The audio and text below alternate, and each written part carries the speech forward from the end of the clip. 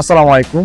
আমি এই মুহূর্তে নান্দনিক একটি মসজিদের সামনে দাঁড়িয়ে আছি। আচ্ছা, এই বিষয়ে আমরা একটু পরে আসি। আগে আপনাদেরকে গুরুত্বপূর্ণ দুইটা জিনিস দেখাই। এই যে দেখেন, একটা হচ্ছে যে গুগল অ্যাডসেন্স পিন ভেরিফিকেশন, আর একটা হচ্ছে যে আমার গুগল পেমেন্ট। হ্যাঁ, একদম ডাইরেক্ট চেক আমার হাতে এসেছে। একটা খামও কিন্তু খোলা হয়নি। এটা হচ্ছে যে আমার নিউজ চ্যানেলের যে পিন ভেরিফিকেশন অ্যাডসেন্সের সেটি, আর এটি হচ্ছে যে আমার গ্রাম বাংলার উপবৈচিত্র্যের যেই পেমেন্টটি, সেই পেমেন্টের চেকটি।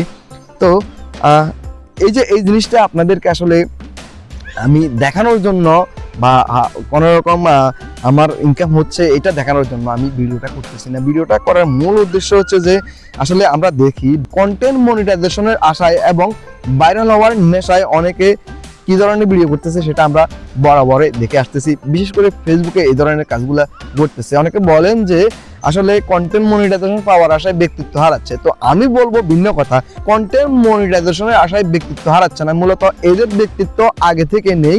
ফেসবুক এবং ইউটিউব থেকে যেহেতু মনিটাইজেশনের মাধ্যমে টাকা ইনকাম করা যাচ্ছে, এই ব্যক্তিত্বহীন মানুষগুলোই কিন্তু আমাদের সামনে উঠে আসতেছে। এতদিন তারা হাইডে ছিল, হাইডে থেকে বিভিন্ন ধরনের অপকর্ম করেছে, লুকিয়েছিল, যেটা দেখা যায়নি। কিন্তু কন্টেন্ট মনিটাইজেশন, ফেসবুকে যখন কন্টেন্ট মনিটাইজেশন দেওয়া শুরু করলো, তখনই এই ব্যক্তিত্বহীন লোকেরা আমাদের সামনে আসতে শুরু করলো। একটা কথা বলি, আমি কি ধরনের ভিডিও করি সেটা আপনারা অনেকে জানেন যারা পূর্ব থেকে আমার সাথে যুক্ত রয়েছেন।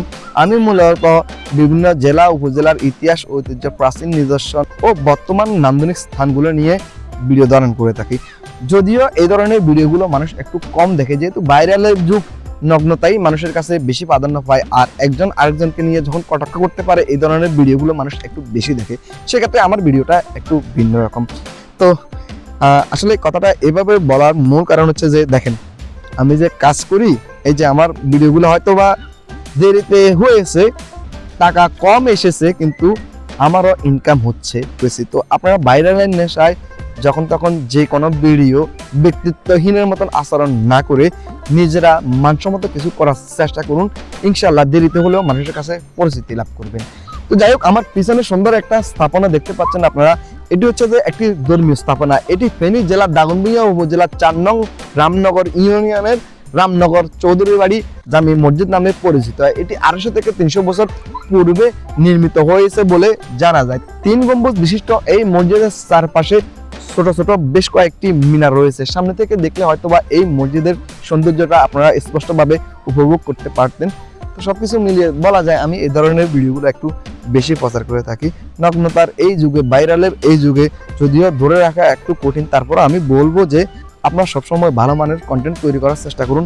মানুষের কাছে মানসম্মত জিনিস পৌঁছে দিন। এক সময় না এক সময় আপনি মানুষের কাছে সুন্দর একটা রেসপন্স পাবেন এবং আপনার ইনকাম হবে। যদিও কম হোক বেশ হোক, আপনার ইনকাম হবে, এটা কনফার্ম। সকলে ভালো থাকবেন, সুস্থ থাকবেন। আল্লাহ হাফেজ।